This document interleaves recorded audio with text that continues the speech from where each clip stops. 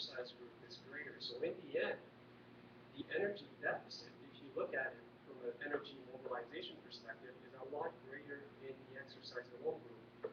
So there is more calories in deficit in that group, probably because they ate a little less, but in the end, if you calculate the body composition changes, the caloric deficit is a little different. So I was just wondering whether or not, if the caloric restriction would have been exactly the same, do you think we would have seen so many differences between the two groups? You mean the negative energy balance? Yes. Yeah, the negative energy balance. Well, I don't know that we'll ever get that type of study, right? You do your best in a pragmatic trial to try, and what we know for sure is what the energy deficit was from exercise, as well as we can do that from heart rate O2 kinetics on the treadmill. We have looked and tried to calculate, well, what the fat loss, what was the difference over time, and whether that can speak to a different negative energy balance, and it's unclear. The doubly labeled water in the men's study said we were bang on, so it's hard to know. But I wouldn't quit.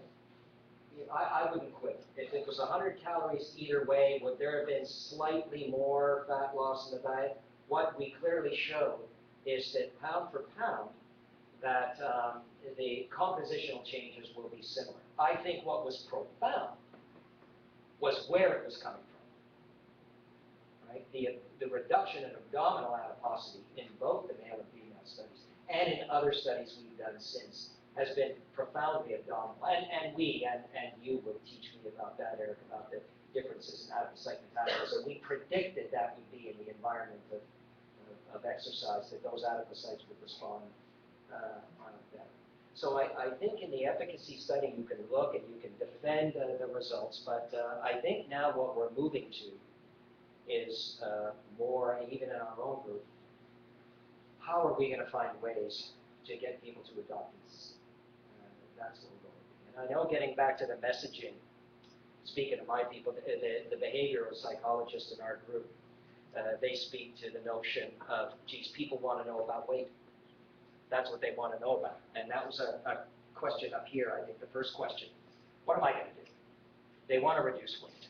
And I think it's going to require some time. And teaching. I mean, and teaching from folks like us. I mean, we really, I think this room especially, I mean, we have a responsibility to start talking about it more, so that we can start changing the societal belief system, because it's society's demanding this. It's an unfortunate demand. We've got to re-educate people. And the fact of the matter is, and I've come to this realization, as many of you have probably come to before me, we're not going to see prevalence rates of obesity in our lifetime. I don't know who's the youngest in here. I can guarantee you, in our lifetime, we're not going to see what it was when I was 25. Those days are gone. The environment within which we live does not make the healthy choice the easy choice.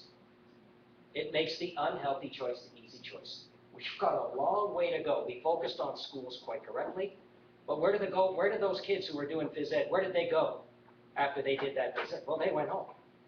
And what did they do? Well, they did absolutely nothing for 6 hours. Whereas if you're my age, and I may be just a year or so older than my opponent,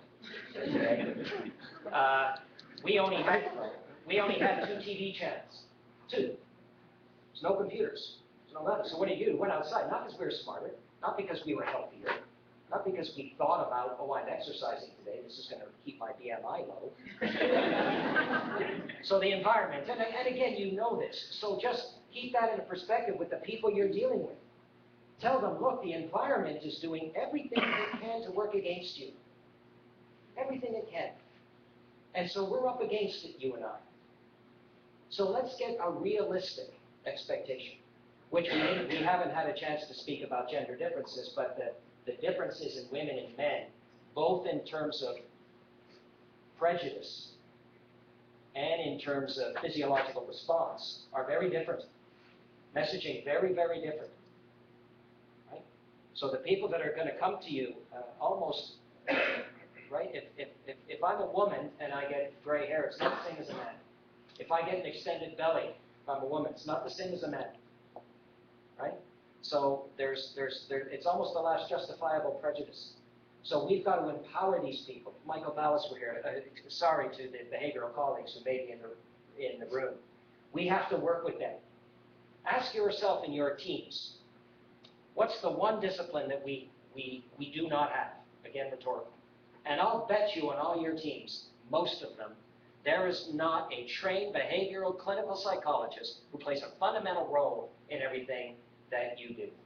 I certainly know that's true of family health teams in primary care, and you don't even would know that. We're trying to change behavior, yet we ignore very often the behavioral colleagues that can help us with this. It's not easy to develop that message, to work with that lady or that man.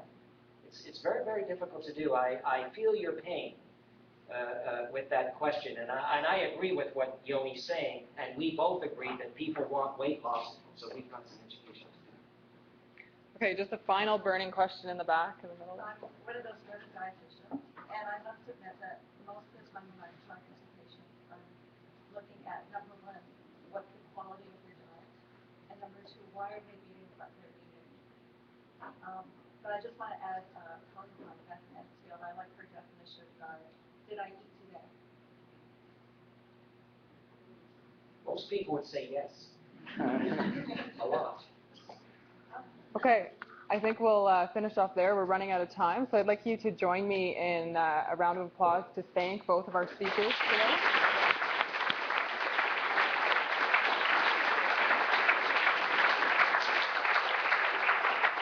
We have a very heavy, which is a good sign when it's from the LCBO. Ooh, calories. Thank you. How did you know? And I'd like to mention as well that the full presentation and the slides are available on the CON website. So if you're interested in watching the debate again, you can get that online.